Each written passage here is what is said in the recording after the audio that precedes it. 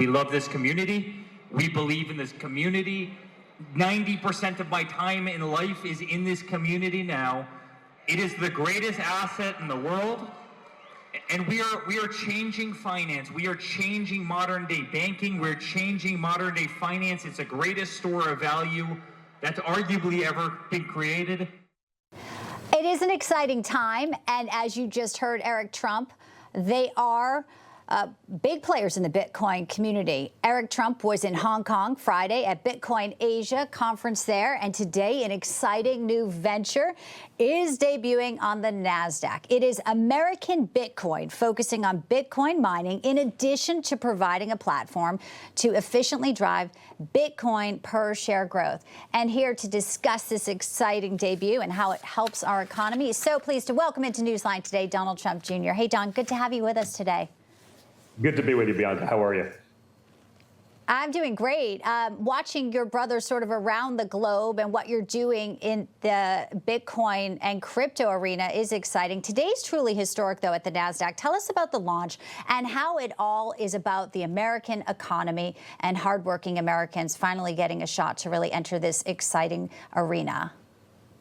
Yeah, it's 100% that. I mean, we're very excited about American Bitcoin launching on the NASDAQ. Obviously, crypto has been an incredible thing, and it felt like for such a long period of time that America was doing whatever they could to send it offshore. The reality is America has always led industry. It's always led finance. And we're just excited to make sure that we're keeping that leading edge in America as it relates to crypto. So we got into crypto not because we were early adapters, not because we understood something that no one else understood early. We got into it, Bianca, out of necessity. You saw the last few years, the insanity of the past administration. I mean, we were debanked. We had everything thrown at us. The amount of lawfare. You wake up one morning and 150 bank accounts just shut down. Not because there was anything wrong with the business, but because we weren't saying what the powers that be deemed acceptable. And so we saw this as a problem. We realized there was no democracy in finance. And, for many years, we were just, I guess the top of a big pyramid scheme. We didn't even realize it, but we could pick up the phone and we called someone who got financing because of who we are and because of what we knew.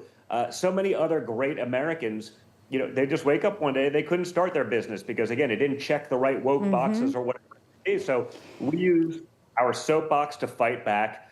We used our, financial sophistication and our balance sheet to actually make sure that, A, America is leading in finance, but also that the nonsense that was happening to us, really so many other Americans who had no way of pushing back, that couldn't happen again.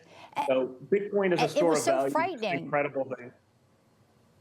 It was frightening because if it could happen to you, debanking has been an issue that for a long time people had sought to find a way to raise the profile.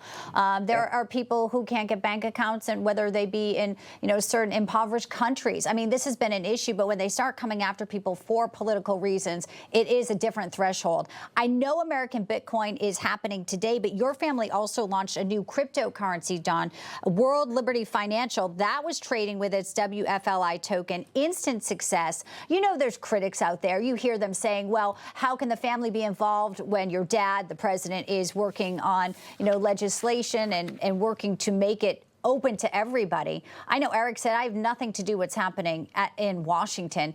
How do you silence the critics? Because this really is about something that is good for Americans and, again, largely ignored by every other president before your dad.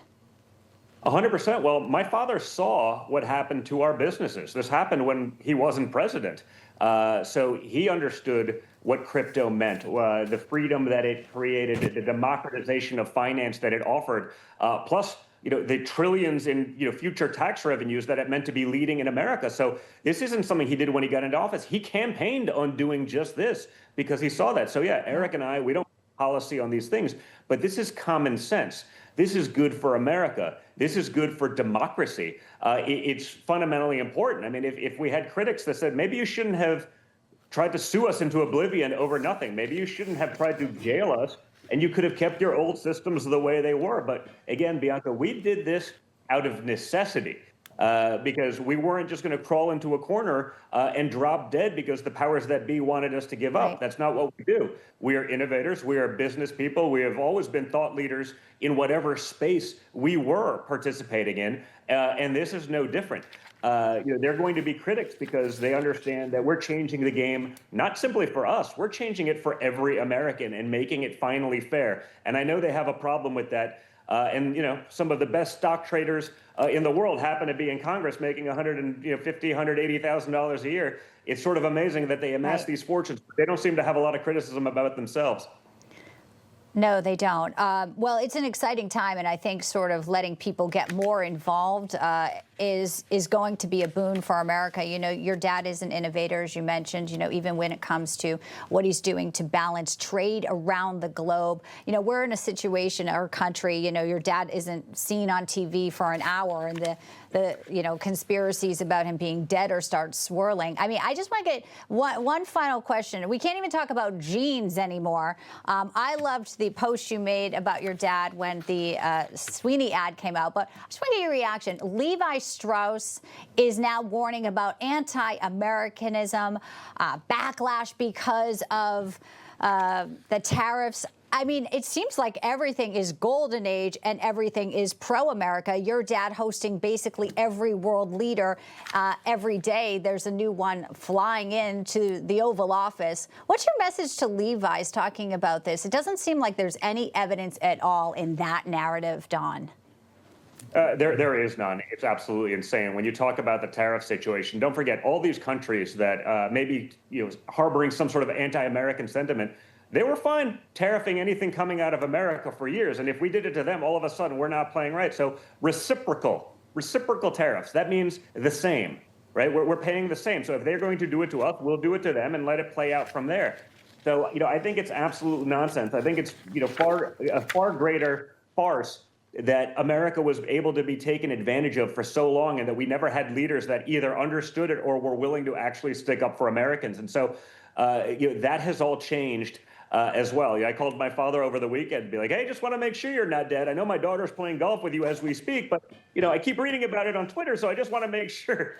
He didn't even know what I was talking about. So it is sort of amazing that you could have a president that if he wasn't giving an active press conference to thousands of reporters, if he waited, 3 days? All of a sudden, he's dead or there's something wrong. But you had a president that was basically in absentia for a 4-year term, and no one seemed to have a problem with it. So again, I think if America has one problem, it's probably one of hypocrisy, not anything else. Yeah, and some on the legacy media side spinning all of that. Well, such a pleasure to have you. Really exciting stuff happening today with American Bitcoin. Donald Trump Jr., I hope you come back and visit us again here on Newsline soon. I'll do that. Thanks a lot, Bianca.